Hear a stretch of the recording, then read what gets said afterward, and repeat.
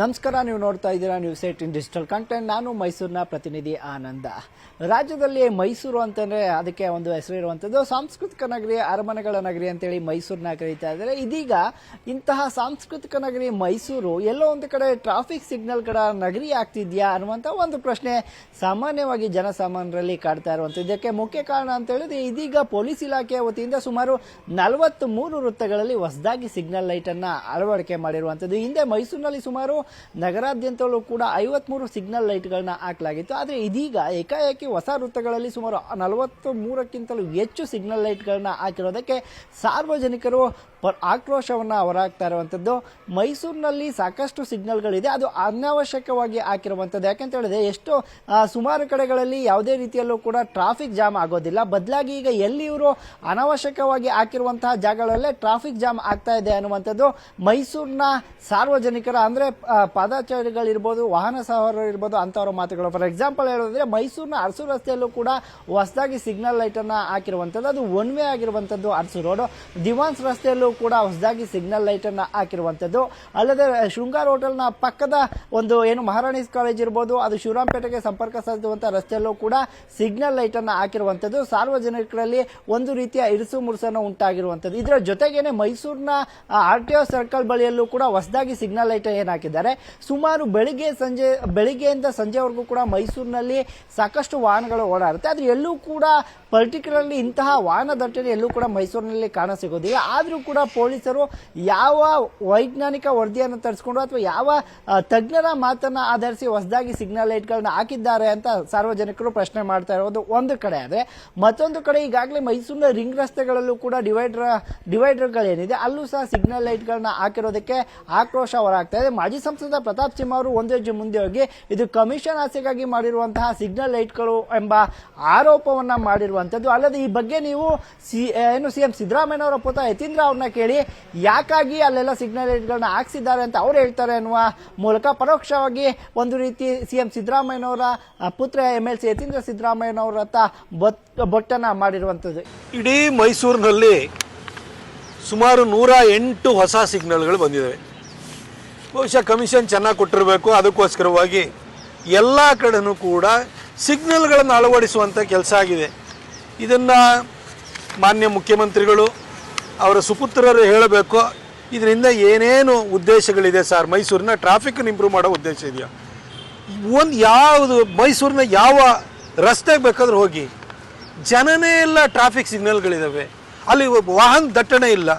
ಆಮೇಲೆ ರಾತ್ರಿ ಸಂದರ್ಭದಲ್ಲಿ ನೀವೊಂದು 6 ಗಂಟೆನ 7 ಗಂಟೆ ಸಂದರ್ಭದಿಂದ ಒಂದು 8:30ವರೆಗೂ ಸಿಗ್ನಲ್ ಹಾಕಿ ಬೇಕಾದ್ರೆ ಬೇಡ ಅಂತೇಳಲ್ಲ. ಡೇ ಟೈಮಲ್ಲೂ ಸುಮ್ಮನೆ ಬಂದು ಸಿಗ್ನಲಲ್ಲಿ ನಿಲ್ಲಂಗಾಗೋಗಿದೆ ಜನಕ್ಕೆ. ಎಷ್ಟು ಸಿಗ್ನಲ್ಗಳಾಗಿದೆ ನಿಮಗೆ ಉದಾಹರಣೆ ಕೊಡ್ತಾ ಹೋಯ್ತು ಅಂತಂದರೆ 50 ಮೀಟ್ರಿಗೂ ಕ್ರಾಫರ್ಡ್ ಹಾಲ್ ಪಕ್ಕದಲ್ಲಿ ಆ ರೈಲ್ವೆ ಗೇಟ್ ಬರುತ್ತೆ. ಮುಂದಕ್ಕೆ ಬಂದಾದ ಕೂಡಲೇ ಸರ್ಕಲಲ್ಲಿ ಸಿಗುತ್ತೆ. ಅದು ಹೋದ್ರೆ ಮೂಡ ಸರ್ಕಲಲ್ಲಿ ಸಿಗುತ್ತೆ. ಅರಮನೆ ಮುಂದಕ್ಕೆ ಮತ್ತೆ ಸಿಗುತ್ತೆ. ಇಲ್ಲಿಂದ ನೀವು ಹೋಗಿ ಇಲ್ಲಿ ಮೆಟ್ರೋಪಾಲ್ ಸರ್ಕಲಲ್ಲಿ ಆಯಿತು, ಅಲ್ಲಿಂದ ಮುಂದಕ್ಕೆ ಹೋದ ಕೂಡಲೇ DC ಆಫೀಸಿಗೆ ತಿರ್ಸೋ ಕಡೆ ಒಂದಿದೆ.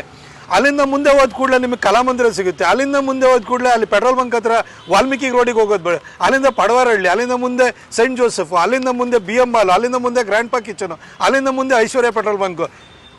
1.5-2 ಕಿಲೋಮೀಟ್ರಿಗೆ 9-10 ಸಿಗ್ನಲ್ಗಳು ಹಾಕಿದ್ದೀವಿ. ಇದ್ರ ಉದ್ದೇಶ ಏನು? ಆಮೇಲೆ ring road vehicle movement free flow ಇರಬೇಕು. ಅದಕ್ಕೆ ಅಂಡರ್ ಪಾಸ್ ಮತ್ತು ಓವರ್ ಬ್ರಿಡ್ಜ್ಗಳು ಮಾಡಬೇಕು. ಅದು ಸೊಲ್ಯೂಷನ್ನೇ ಹೊರತು ಸಿಗ್ನಲ್ ಅಳವಡಿಸೋದಲ್ಲ. ನೀವು ಬೊಗಾದಿನಲ್ಲಿ ಕೊಡಿ, ವಿಜಯನಗರ 4 ಸ್ಟೇಜಿಗೆ ಕೊಡಿ.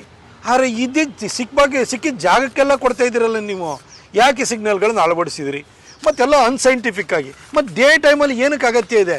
ಬೆಳಗ್ಗೆ ಪೀಕ್ ಅವರ್ಸ 9 ಗಂಟೆವರೆಗೆ 9:30ವರೆಗೆ ಮೈಸೂರಿನಲ್ಲಿ ಅಷ್ಟೇ. ಅದಾದಮೇಲೆ ಸಿಗ್ನಲ್ಗಳು ಆಫ್ ಮಾಡಿ. ಅದನ್ನೂ ಮಾಡ್ತಾ ಇಲ್ಲ. ಇದೇನೋ ಕಮಿಷನ್ ಚೆನ್ನಾಗಿ ಕೊಟ್ಟರು ಅಂತ ಹೇಳ್ಬಿಟ್ಟು ಸಿಕ್ಕಿದ ಜಾಗಕ್ಕೆಲ್ಲ ಸಿಗ್ನಲ್ಗಳು ಹಾಕಿದ್ದಾರೆ. ಇದರಿಂದ ಜನಕ್ಕೆ ಅನಾನುಕೂಲ ಆಗ್ತಿದೆ ಹೊರತು ಅನುಕೂಲ ಅಂತೂ ಆಗ್ತಾ ಇಲ್ಲ.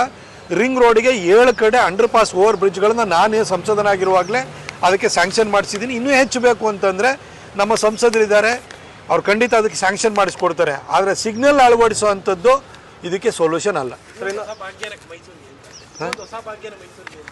ಸಿಗ್ನಲ್ ಭಾಗ್ಯ ಇದೆ ಅಷ್ಟೇ, ಅವರಿಗೆ ಕಮಿಷನ್ ಭಾಗ್ಯ. ಇದರ ಜೊತೆಗೇನೆ ಮೈಸೂರಿನಲ್ಲಿ ನಿಜಕ್ಕೂ ಕೂಡ ಅಷ್ಟೊಂದು ವಾಹನಗಳು ಓಡಾಡ್ತಿದ್ಯಾ, ಮೈಸೂರಿನಲ್ಲಿ ಜನಸಂಖ್ಯೆ ಹೆಚ್ಚಾಗ್ತಿದ್ಯಾ ಅನ್ನುವಂತಹ ಪ್ರಶ್ನೆಗಳು ಸಾಮಾನ್ಯವಾಗಿ ಕಾಡುತ್ತೆ.